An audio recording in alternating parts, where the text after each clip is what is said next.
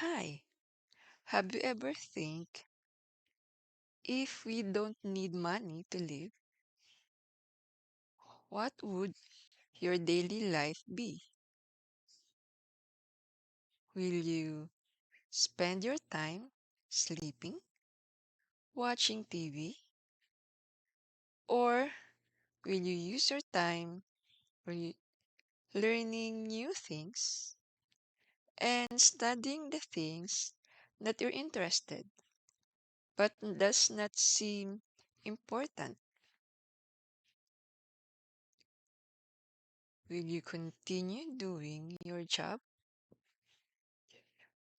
or do other things that you wanted but doesn't have enough time or resources to support your life?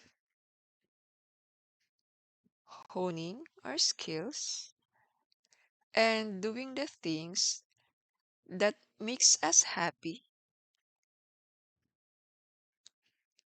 can be sources of income. We just need to be patient and persevere. And this can be more rewarding. Share in the comments below the things you enjoy doing, and let's work to make these hobbies our daily sources of income and live a happy life.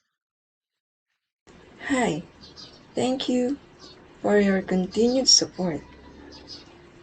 Please don't forget to like, subscribe, and share.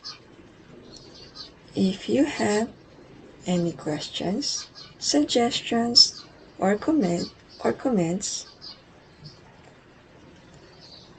please write in the comments below.